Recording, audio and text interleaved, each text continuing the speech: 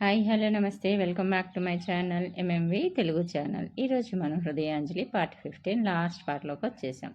Personally secretary అంటే కార్యేషు దాసి కరుణేషు మంత్రి అని కదా అర్థం. కార్యేషు దాసి అంటే పెళ్ళామనే కదా అర్థం అని అన్నారు. ప్లీజ్ సిల్లీ జోక్స్ వేయద్దు, చిరాకు పడ్డాడు సంజయ్. అంత బాధపడుతున్నావు అంటే అర్థమేదో ఉంది అని అన్నారు వాళ్ళు. ఉంది, ఆమె అంగీకరిస్తే త్వరలోనే మా వెడ్డింగ్ కార్డు అందుతుంది. అక్కడే ఉంటే వాళ్ళు పిచ్చి పిచ్చి ప్రశ్నలతో పీక్కు తింటారనిపించి అక్కడి నుంచి వెళ్ళిపోయాడు సంజయ్. దూరంగా నిలబడిన అపురూపను రూపా అని పిలుస్తూ ఈ కార్యక్రమాన్ని వీడియో తీయడానికి వచ్చిన వీడియోగ్రాఫర్ మాటిమాటికి అపురూప సంజయ్ మీదకి లైట్స్ ఫోకస్ చేస్తున్నాడు. సిసి రెప్పవాల్చకుండా అటే చూస్తున్నాడు. అపురూప ఏదో విషయాన్ని గుసగుసగా సంజయ్ చెవిలో చెబుతుంది. అలా చెబుతున్నప్పుడు ఆమె ముఖం అతడి భుజాన్ని తాకుతుంది. అతను నవ్వుతున్నాడు. తడిగుట్టతో ఎవరో గొంతు నులిపెడుతున్నట్టుగా ఉంది శిశిర్కి. భరించలేని బాధతో చేతుల్లోకి తలదించుకొని కూర్చున్నాడు. మొన్న అపురూప ఇంట్లో సంజయ్ ఇచ్చిన బహుమతులు చూసినప్పుడే ఇలాంటిదేదో జరుగుతుందనిపించింది. మనసైన వాడి నుండి తప్ప ఏ స్త్రీ అలాంటి బహుమతులు స్వీకరించలేదు.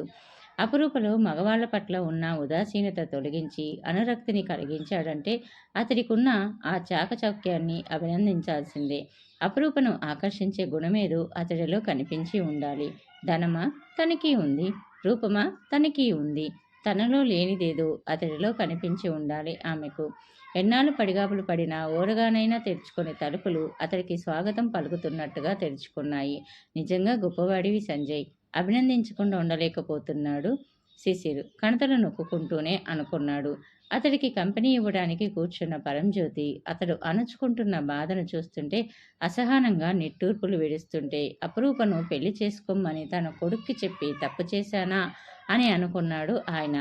ఆడదాని కోసం పురుషులు పోటీ పడడం అనాదిగా ఉన్నదే. ఎందరు పోటీ పడినా ఆమె మెచ్చిన ఒక్కరికే ఆమె సొంతం అవుతుంది. ప్రచ్ఛన్నంగా సాగిన ఈ ప్రేమ పోరాటంలో సంజయ్ గెలిచాడు. శిశిర్ ఓడిపోయాడంటే అది శిశిర్ దురదృష్టం అనాలి. ఇందులో సంజయ్ని పురికొల్పి తను చేసిన నేరమేమీ లేదు. ఎంత మనసుకు నచ్చ చెప్పుకున్నా తప్పు చేసిన ఫీలింగ్ అతన్ని ముళ్ళులా గుచ్చసాగింది.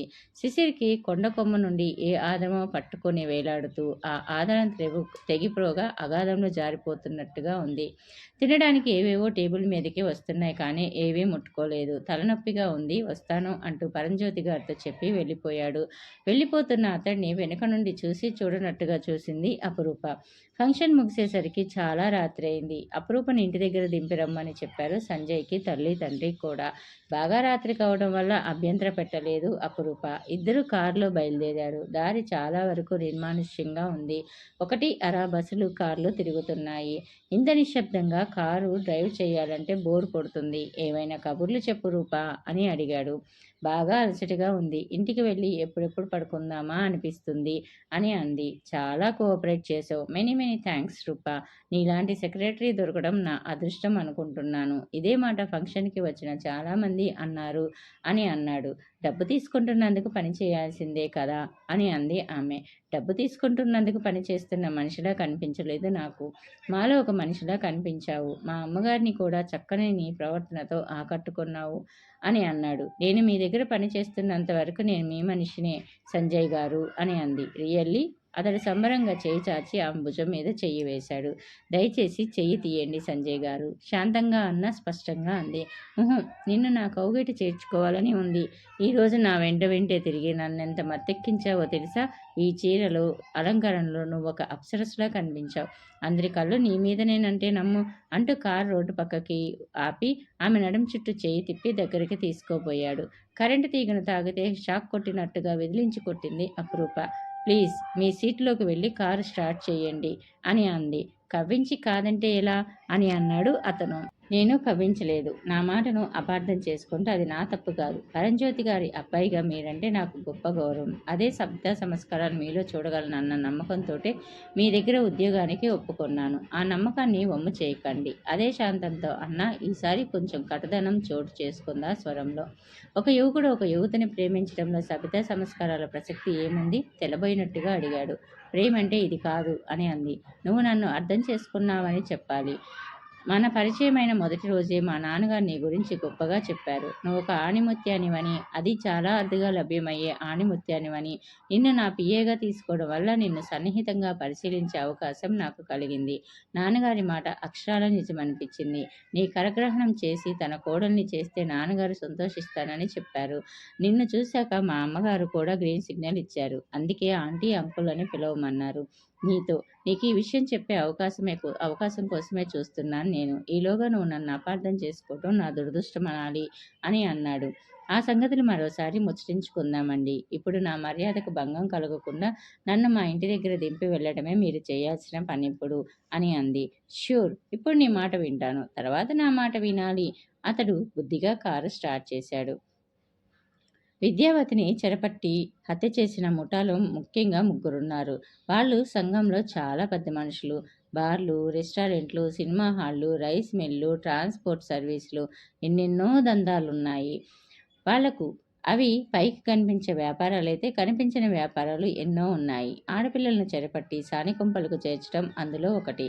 శిశిర్ చాలా చాలా వ్యయ ప్రయోసాలకు వచ్చి వాళ్ళ గుట్టుమట్లని తెలుసుకున్నాడు. చాలా వరకు సాక్ష్యాధారాలు సంపాదించాడు. వాళ్ళు చేసే ప్రతి పనిలోనూ నడ్డి విడిచి వాళ్ళ నామరూపాలు లేకుండా చేయగల సాక్ష్యాధారాలు అవి. ఇంకా 1-2 సాక్ష్యాధారాలు లభించగానే వాళ్ళ ముగ్గురిని పోలీస్ హ్యాండ్ ఓవర్ చేయించి అష్టదిగ్బంధనం చేయాలన్న ఆలోచనలో ఉండగా ఆ సంఘటన జరిగింది.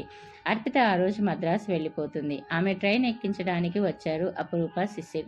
అసలు తనే స్వయంగా వెళ్ళి ఆమెను అక్కడ దిగవిడిచి ఆమెకు కావాల్సిన సదుపాయాలు చూసి వద్దామనుకున్నాడు శిశిర్.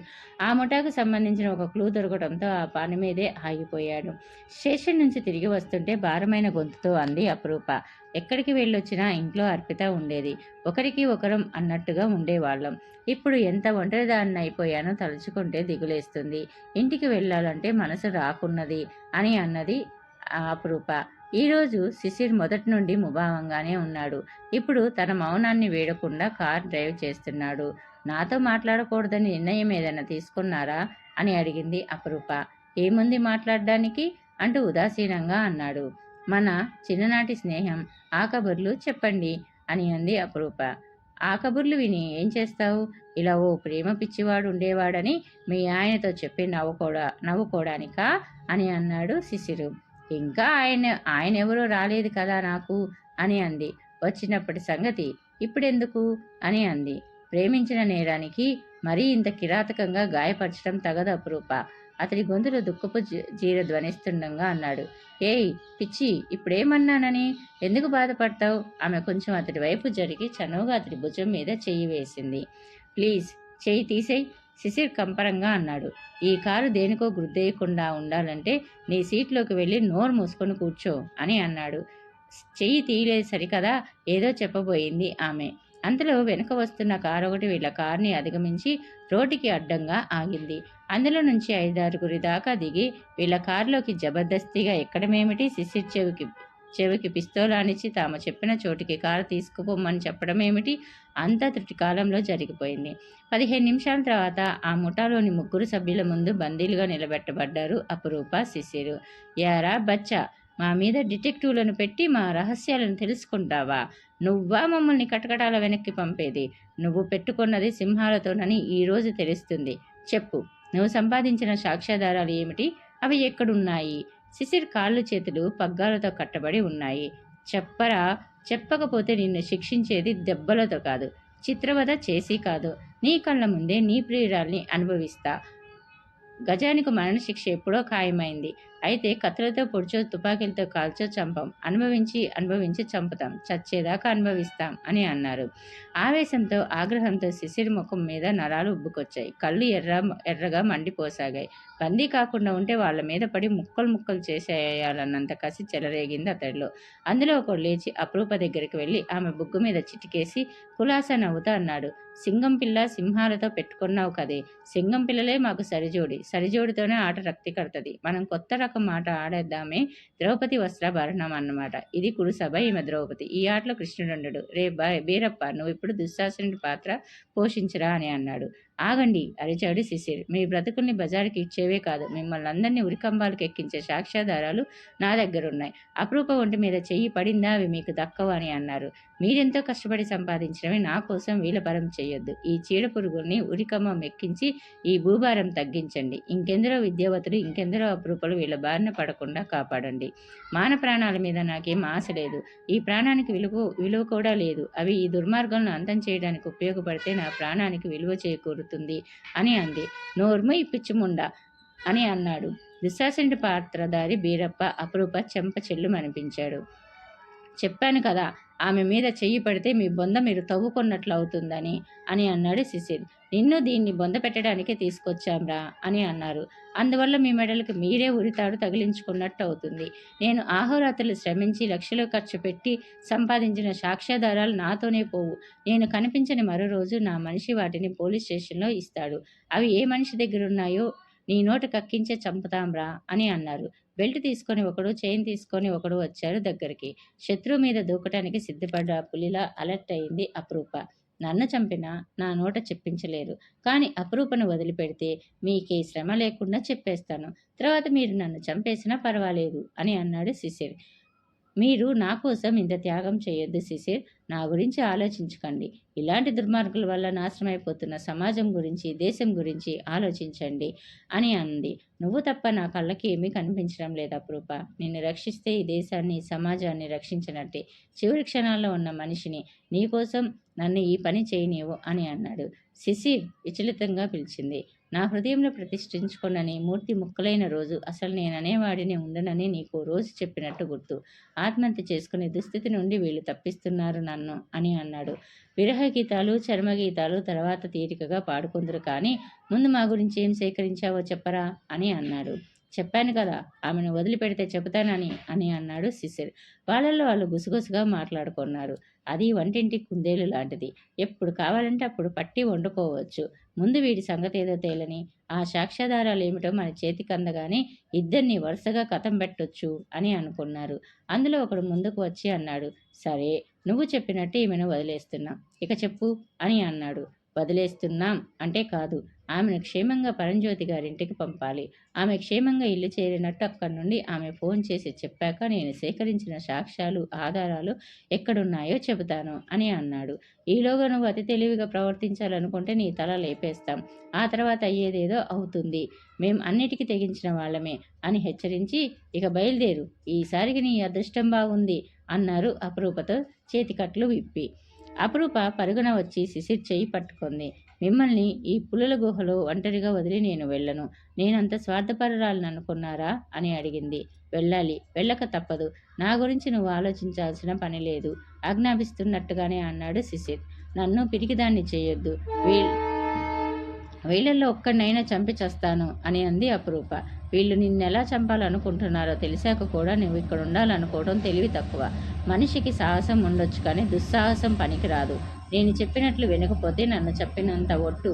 వెళ్ళు ప్లీజ్, వెళ్ళు అని అన్నాడు శిశిర్. కన్నీటికి వీడ్కోలు తీసుకుంటూ అతడి చెయ్యి మీద ముద్దు పెట్టింది అపరూప. కృతజ్ఞతలు ఇవ్వాల్సినవి ఇంకా చాలా ఉన్నాయి. ఇది భర్తకు మాత్రమే ఇవ్వాలి గొణిగినట్టుగా అంటూ ముఖం తిప్పుకున్నాడు శిశిర్. అపరూపను పంపించేశాక శిశిర్ చేతికట్లు విప్పి అతన్ని ఓ గదిలోకి నెట్టి తలుపులు మూసివేశారు. కాసేపటికి ఫోన్ వచ్చింది అపరూప నుండి, పరంజ్యోతి గారింటి నుండి. శిశిర్ని ఫోన్ దగ్గరికి తీసుకెళ్లారు. హలో అపరూప అని అన్నాడు. తను పరంజ్యోతి గారింటికి క్షేమంగా చేరుకున్నానని చెబుతుంటే ఆమె గొంతు వణికింది. బహుశా ఇదే ఆఖరి మాటేమో. మీ వివాహ జీవితం నూరేళ్ల పంట కావాలని ఆశీర్వదిస్తూ గుడ్ బై అపరూప అని అన్నాడు. అపరూప ఏదో మాట్లాడుతుండగానే వాళ్ళు అతడి చేతిలో నుంచి ఫోన్ లాగేశారు. ఇక చెప్పు మగడా, మాకు కావలసిన సాక్ష్యాధారాలు ఎక్కడున్నాయి అని అడిగారు. ఒకసారి నాకు ఫోన్ చేయడానికి అవకాశం ఇస్తే మీకు కావలసినవి మీ గుమ్మంలోకి నడిచొచ్చే ఏర్పాట్లు చేస్తాను అని అన్నాడు. మాకు కావలసినవి నడిచొచ్చేలా చేస్తావా? పోలీసులు నడిచొచ్చేలా చేస్తావా అని అన్నారు. మీ గుట్టుమట్టను బహిర్గతం చేసే సాక్ష్యాధారాలు ఒక మనిషి దగ్గర ఉన్నాయి. ఫోన్లో తప్ప ఆ మనిషిని నేను ముఖాముఖిగా ఎరుగను. మా ఇద్దరికి అనుసంధానంగా ఒక డిటెక్టివ్ ఏజెంట్ పనిచేశాడు అని చెప్పాడు. ఆ ఏజెంట్ ఫోన్ నెంబర్ మాకివ్వు, మేమే ఫోన్ చేస్తాం అని అన్నారు వాళ్ళు. చెప్పడానికి నాకేం అభ్యంతరం లేదు. ఫోన్ చేసింది నేను కాదని అతడికి అనుమానం వస్తే మీకు అవి చేతికి రావు. మా మధ్య కొన్ని సీక్రెట్ కోడ్స్ ఉన్నాయి, అవి మీకు చెప్పడానికి కుదరదు అని అన్నాడు. ఆ బాధంతా మీకు లేకుండా ఆ ఏజెంట్ని ఇక్కడికి రప్పిస్తాను అని అన్నాడు. సాఫ్ చెప్పాడవక, ఏందిరా నువ్వు బెట్టే కిరికిరి, పిడుగుల్లా దెబ్బలు పడితే నీ నోటన అంతా కక్కుతావు బే, మంచిగా అడిగితే ఎందుకు చెప్తావు అని అంటూ ఒకడు నరసింహావతారం ఎత్తి నడుముకున్న బెల్ట్ విప్పి శిశిర్ మీదకి ఉరికి వచ్చాడు రౌద్రంగా. బెల్ట్ ఒంటికి తాకక ముందే పట్టేశాడు శిశిర్. అది అతడి చేతిలోకి రావడానికి, అది ప్రయోగించిన వాడి మీదకి తిరగబడడానికి క్షణం పెట్టలేదు. మెరుపు వేగంలో తాకుతున్న దెబ్బలకు అతడు నేల మీద పడి దొర్లసాగాడు.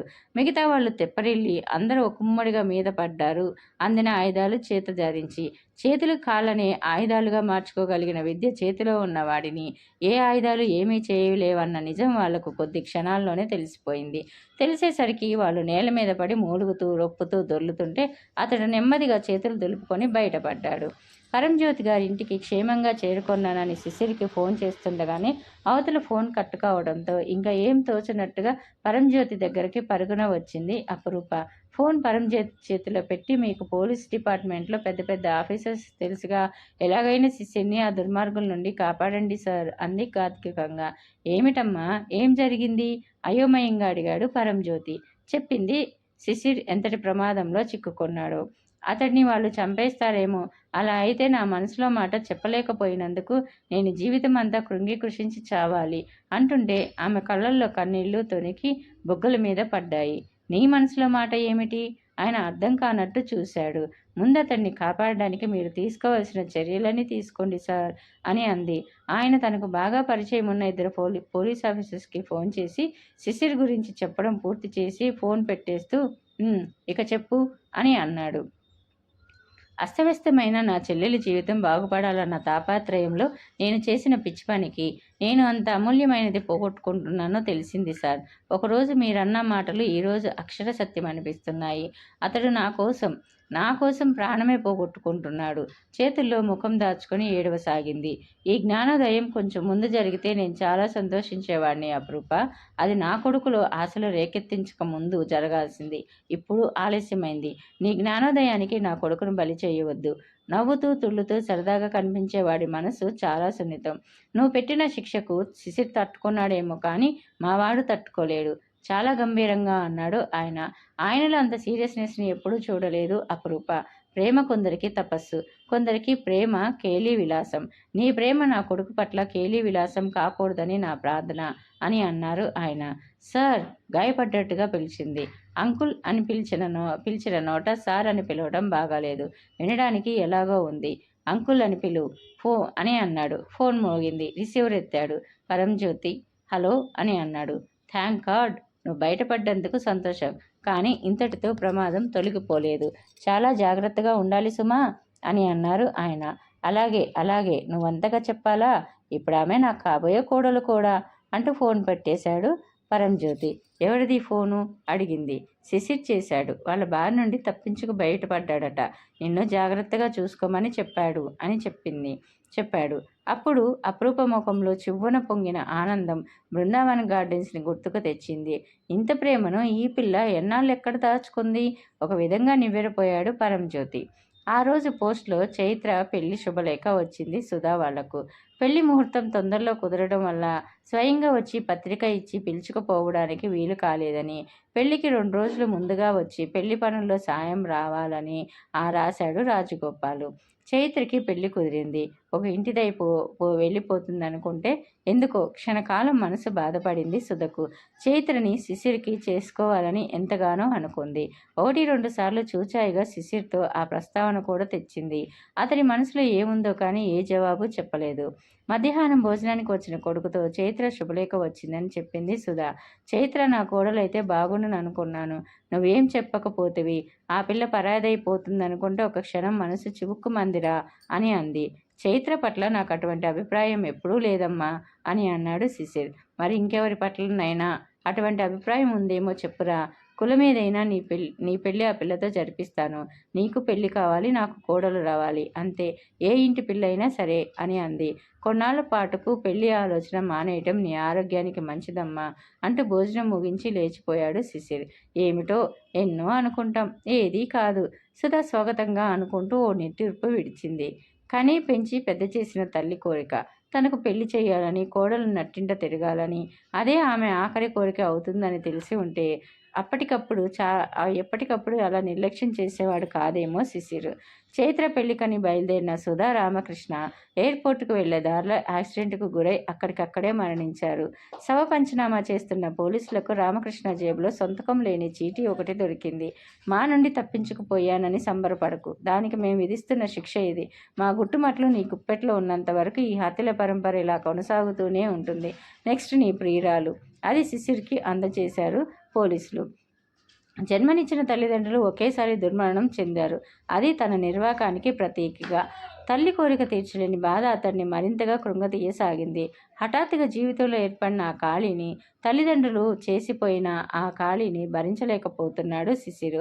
యాక్సిడెంట్ అయిన 3వ రోజు ఆ ముఠాకు సంబంధించిన ముఖ్యుల్లో 3గురిని పోలీసులు అరెస్ట్ చేశారు. శిశిర్ ఇచ్చిన సాక్ష్యాధారాల ఆధారంగా.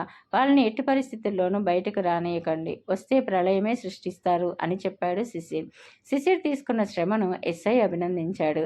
మీలాంటి యువకుల సహకారం మాకు లభిస్తే నేరస్తులను శిక్షించడంలో వెనకంజ వెయ్యం అని అన్న 2వ రోజే వాళ్ళని బెయిల్ మీద వదిలేశాడు. ఇదేమిటి అని శిశిర్ అడిగితే, కింద మేము స్ట్రిక్ట్గా ఉండి లాభమేమిటండి, మేం తినాల్సిన డబ్బు పైవాడు తినేసి వాళ్ళని వదిలిపెట్టమని ఆజ్ఞ జారీ చేస్తాడు. పైగా మమ్మల్ని శంకరగిరి మాన్యాలు పట్టిస్తాడు. ఆ తినేదేదో మేమే తిని ఆ పని మేమే చేస్తే పోలా అని అన్నాడు.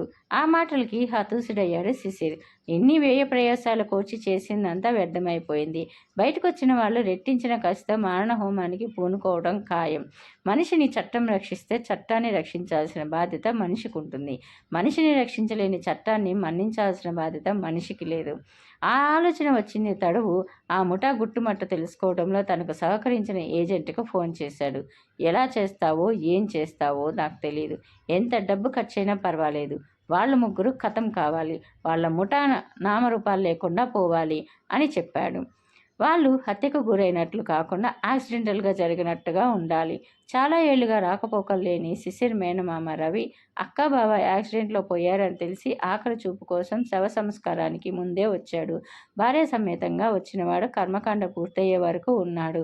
అల్లుణ్ణి అనునయించడంలో అతడేం నిర్లక్ష్యం చేయలేదు. దుఃఖాన్ని ఎవరూ తీసివేయలేరు కానీ దాని ఉధృతం తగ్గించే శక్తి కొందరి ఆత్మీయతకి, వాళ్ళ మాటలకి ఉంటుంది. మేనమామే కాక ఇంకా కొందరు బంధువులు వచ్చారు. ఢిల్లీ నుండి రాజగోపాల్ దంపతులు కూడా వచ్చారు. చైత్ర కొత్త కాపురానికి వెళ్ళడం వల్ల ఆమె రాలేకపోయింది. అందరి ఊరడింపుల మధ్య ఆ బరువు అంతగా తెలియలేదు శిశిర్కి. కర్మకాండ అయిపోగానే ఎక్కడి వాళ్ళు అక్కడ వెళ్ళిపోతుంటే మరుగున పడుతున్న దుఃఖం తిరిగి తుఫాన్లా చుట్టి వేసింది శిశిర్ని.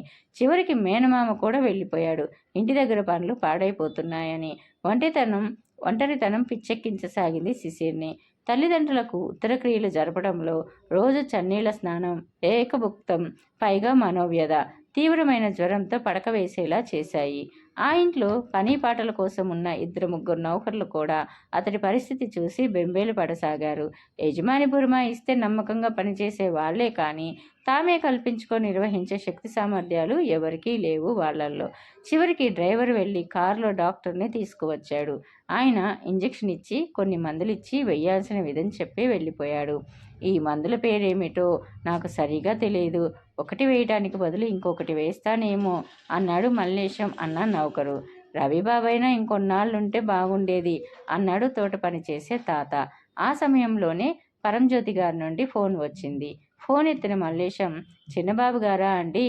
బాగా జ్వరంతో పడుకున్నారండి. ఆయన్ని చూసే దిక్కు కూడా లేదండి. మేమెందరం ఉంటే ఏమండి? నౌకర్లం. ఆ బాబు పరిస్థితి చూస్తే కడుపు తరుక్కుపోతుందండి అని వాపోయాడు.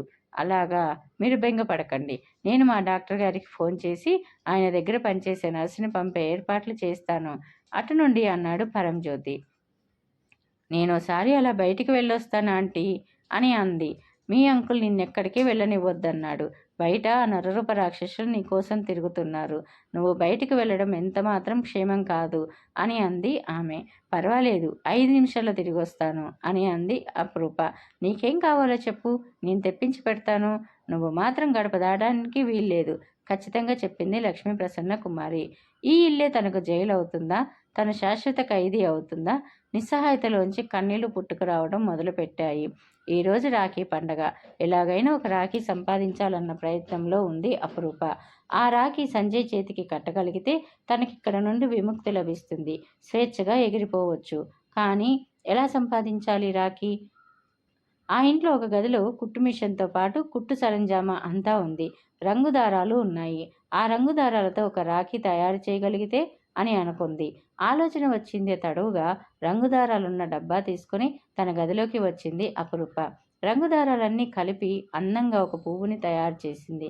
మరికొన్ని రంగుదారాలను కలిపి ఆ పువ్వును చేతికి కట్టడానికి చేసింది.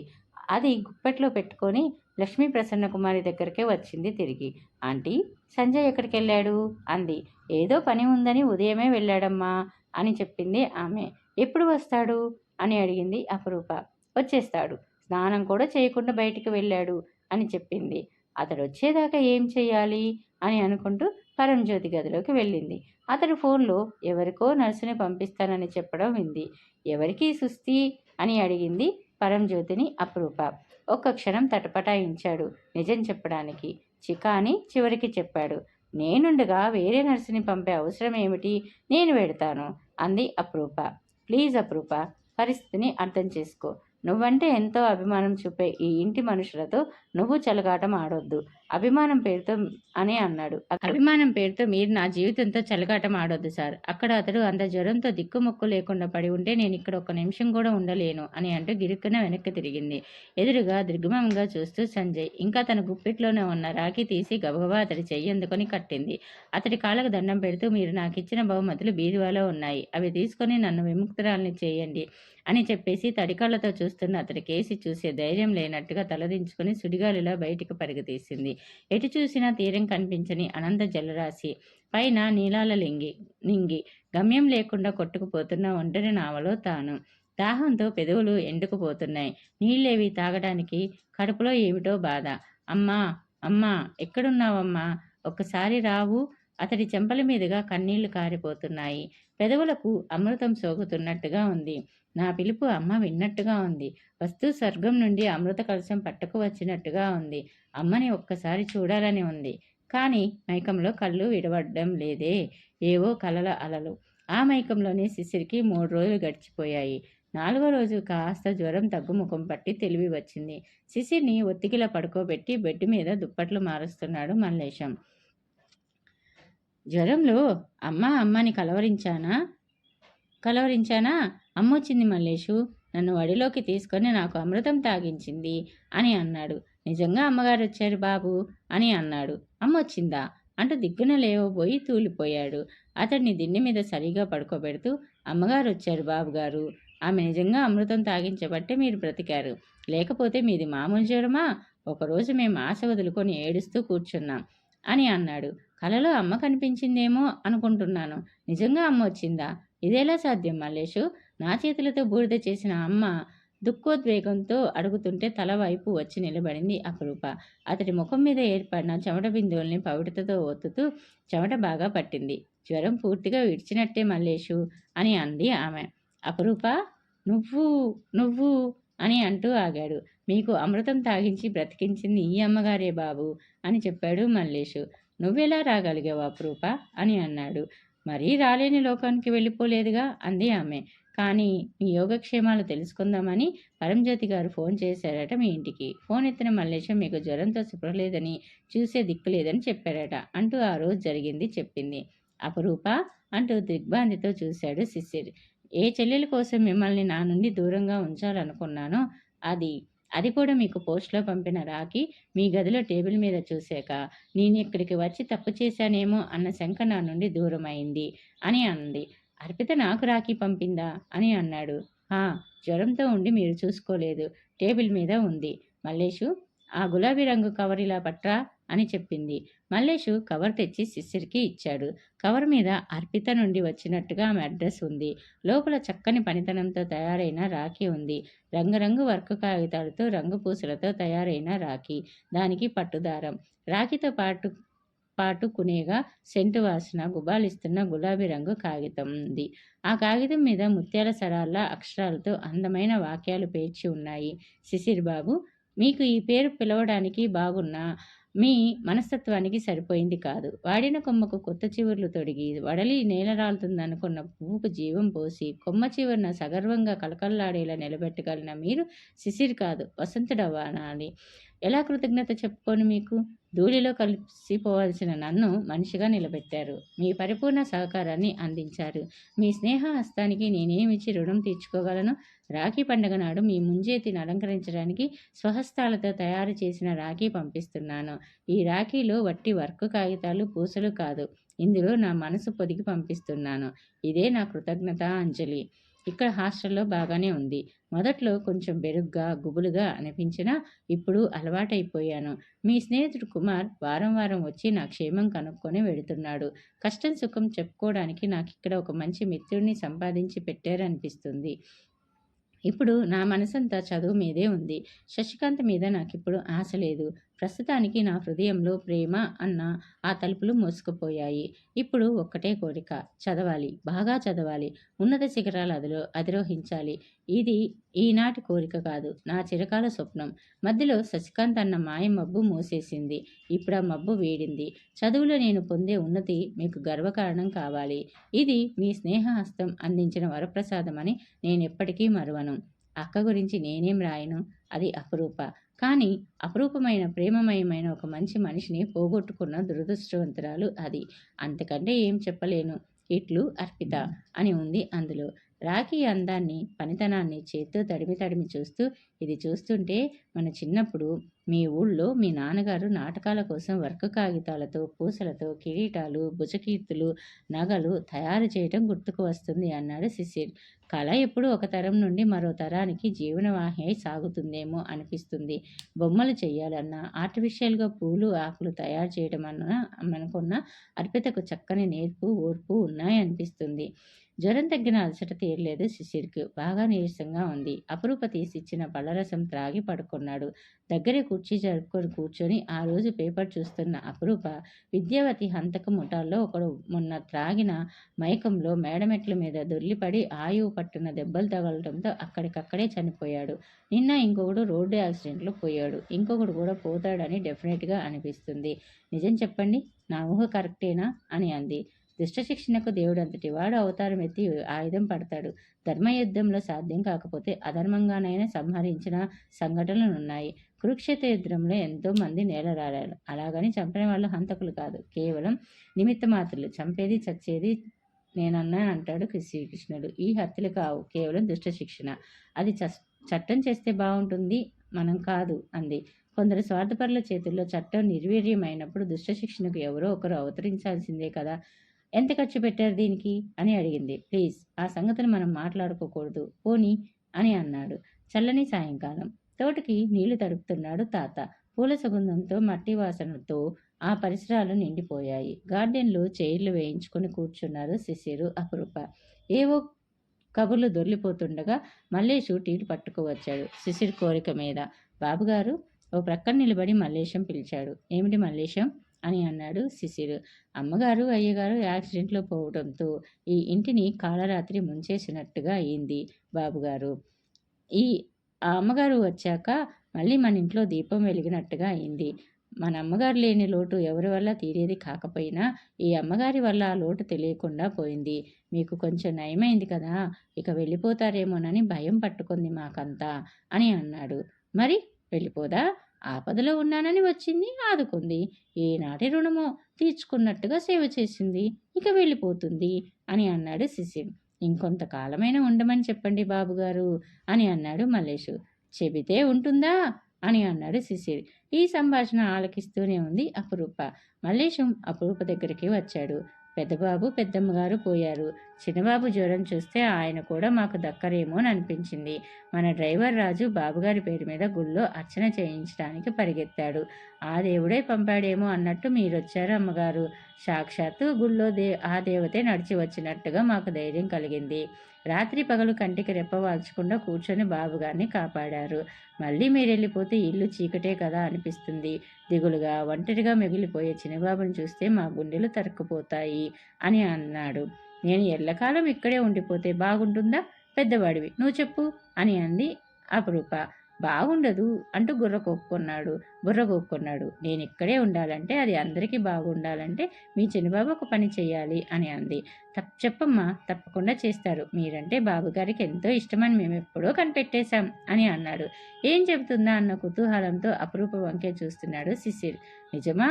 నేనంటే మీకు అంత ఇష్టమా? కొంటెగా అడిగింది. నన్నెందుకు లాగుతావు? మీ ఇద్దరి మధ్యకు అదేమిటో అతన్నే అడుగు అని అన్నాడు. నేను ఇక్కడ ఉండాలంటే మీ బాబుగారు ఇష్టపడ్డ ఒక్కటే సరిపోదుగా అని అంది. బాబుగారు ఏం చేయాలో చెప్పమ్మా, కాళ్ళు పట్టుకొనైనా ఒప్పిస్తాం అని అన్నాడు. మీ బాబుగారు నన్ను మనవాడాలి. ఆడతారేమో అడుగు, క్రీగంట అతడికేసి చూస్తూ అంది. ఆ చూపుకు ఆ మాటకు అతడిలో శతతంత్రులు శృతి చేసుకున్నాయి. నా తరపున అడగడానికి నాకు పెద్దవాళ్ళు ఎవరు? నువ్వే నా తరపున పెద్ద మనిషివి అని అంది. మల్లేశం ముఖమంతా సంతోషం పొలుముకొని, విన్నారుగా బాబుగారు అమ్మగారి మాట అన్నాడు. నేనేం వినలేదు, ఏమిటో చెప్పు వెట్టుగా అన్నాడు. అమ్మగారిని మనవాడితే ఇక్కడే ఉండిపోతారట అని అన్నాడు మల్లేశం. చేతులు తొడ మీద ఆనిచ్చి నిటారుగా దర్పంగా కూర్చున్నాడు శిశిర్. మనమంటే ఊరికే ఆడతారా ఇటీ? దానికి బోలెడు కట్నం కావాలి. ఇస్తారేమో అడుగు మీ అమ్మగారిని. నా తరపున అడగడానికి పెద్దవాళ్ళు ఎవరు లేరుగా, అందుకని నేనే అడుగుతున్నాను అని అన్నాడు శిశిరు. బాబుగారు హాస్యం ఆడుతున్నారు కానీ మీరేమనుకోకండమ్మా అమ్మగారు గాబరాగా అన్నాడు. హాస్యం కాదు, సీరియస్గానే అడుగుతున్నాను. నాకు కట్నం కావాలి. ఒక కట్నం ఏమిటి, లాంఛనాలు కూడా కావాలి. కట్నాలు లాంఛనాలు లేని పెళ్ళి అదేం పెళ్ళి అని అన్నాడు. మల్లేసు, నువ్వు ఇక వెళ్ళు, మేమిద్దరం మాట్లాడుకుంటాం. కట్నాలు లాంఛనాలు ఏమిటో తేల్చుకుంటాం. అప్రూప కూడా సీరియస్గా అంది.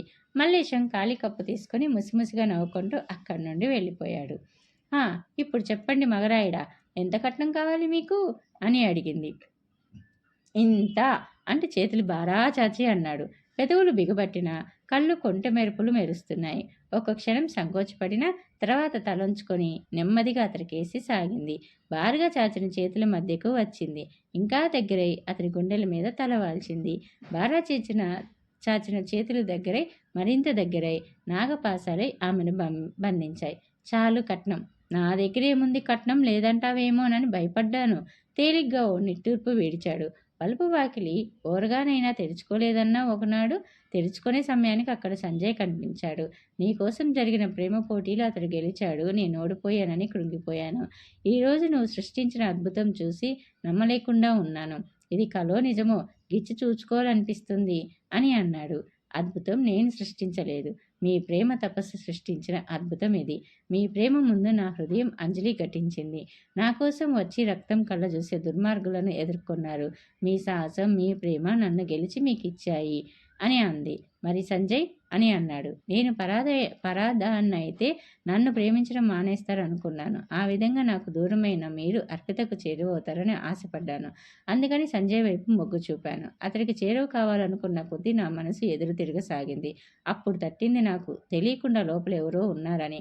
కొమ్మ చివర విరిసే పుష్పగుచ్చంలా కాకుండా ఎక్కడి నుండి వస్తుందో ఎలా వస్తుందో తెలియకుండా మనల్ని చుట్టివేసే సుమసుమగంధంలా వల్పు సుగంధం మనసును చుట్టివేస్తుందని అనిపించింది. ఆ రోజు ఫంక్షన్లో నేను సంజయ్కి చేరువుగా మసలటం చూసి మీరెంత గిలగిలలాడిపోయారో నేను చూస్తూనే ఉన్నాను. పార్టీ మధ్యలోనే వెళ్ళిపోతున్న మీ వెంట వచ్చేద్దామా అనుకున్నాను. కానీ అర్పిత బ్రతుకు గుర్తుకు వచ్చి మనసును కట్టేసుకున్నాను బలవంతంగా. మీరు జ్వరంతో దిక్కుమొక్కు లేనట్టుగా పడి ఉన్నారని విని మనసు కట్లు తెంచుకొని వచ్చేశాను. నీ హృదయాంజలితో నాకు ప్రాణభిక్ష పెట్టావు అపరూప అని అన్నాడు. చిన్ననాటి జ్ఞాపకాలు తెరలు కదులుతుంటే హాసంతో చూసింది అతడికేసి. గేటు తెరుచుకొని డ్రైవర్ రాజు రావడం కనిపించింది. శిష్యుని నుండి విడివడి అతడికి ఎదురుగా కుర్చీలో కూర్చుంది అపరూప. అప్పుడే గుడికి వెళ్ళి కొబ్బరికాయ కొట్టి అప్పుడే గుడికి వెళ్ళి కొబ్బరికాయ కొట్టి వస్తున్నట్టుగా అదటి నుదుట కుంకుమ బొట్టు, చేతిలో కొబ్బరి చిప్ప ఉన్నాయి. బాబుగారికి జ్వరం తక్కువైతే గుడికి వచ్చి కొబ్బరికాయ కొడతానని మొక్కుకున్నాను. ఈరోజు మొక్కు చెల్లించే వస్తున్నాను. మొక్కు చెల్లిస్తూనే మళ్ళీ మొక్కుకున్నాను. కొత్తమ్మ గారు ఇక్కడే ఉండిపోతే గుడికి వచ్చి జోడు కొబ్బరికాయలు ఇస్తానని. కొత్తమ్మ గారు ఎవరు? శిశిర అడిగారు. ఇంకెవరండి? ఈ అమ్మగారే. అపురూపని చూపాడు. అమ్మగారు, ఇది అమ్మవారి కుంకుమ, పెట్టుకోండి అంటూ చిన్న కాగితంలో కట్టుకు వచ్చిన ఎర్రని కుంకుమ ఆమె ముందుంచాడు. ఆమె చూపుడు వేలు అందులో అద్ది నుదుటను పెట్టుకుంది. బాబుగారు, మీరు పెట్టుకోండి అని అన్నాడు. శిశిర్ పెట్టుకున్నాడు. గుర్తుందా, ఆ వర్షపు రాత్రి నీ చెవికమ్మ పడిపోతే వీడు డిటెక్టివ్ పోస్టులు కొడుతూ ఇంట్లో ఓ దుమారం లేపాడు అని అన్నాడు. ఓ, అతడేనా? అందంగా హాయిగా నవ్వేసింది ఆమె. ఈ అమ్మగారిదేనా బాబు ఆ చెవికమ్మ? అమ్మగారితో మీకు చాలా రోజుల నుంచి పరిచయం ఉంది కదూ. నేనప్పుడే కనిపెట్టేశాను. మీరు పైకి కనిపించేంత అమాయకులు కాదని అని అన్నాడు రాజు. వెధవ, నోర్మయ్యరా, చిరుకోపంతో కసిరాడు శిశిరు. అంతలో పరంజ్యోతి గారి కార్ డ్రైవరు వచ్చాడు. అతడి చేతిలో 2 అట్టపెట్టెలున్నాయి. అవి అపురూప ఆ ఇంటి నుండి వస్తూ సంజయ్కి వాపసు చేసినవి. అమ్మగారు, ఇవి సంజయ్ బాబు గారు మీకు ఇమ్మన్నారండి. ఇదిగో చీటీ కూడా రాశారు అంటూ అట్టపెట్టెలు చీటీ ఇచ్చాడు. ప్రియ సోదరి అపురూపకు రాఖీ బహుమతి. సంజయ్, తీసుకున్నానని కృతజ్ఞతలని చెప్పు మీ బాబుగారికి చెప్పింది ఆమె. వెళ్ళిపోయాడు డ్రైవరు. పరంజ్యోతి గారికి నేనంటే చాలా అభిమానం. ప్రతిఫలంగా ఆయనకు నేనిచ్చింది ఆయన ఒక్కగానొక్క కొడుకు మనసులో చిచ్చు పెట్టానే అన్న బాధ. సంజయ్ నా సోదరుడి స్థానం స్వీకరించి పోగొట్టాడు. నాకిప్పుడు మనసు తేలిక పడింది అంది అపురూప.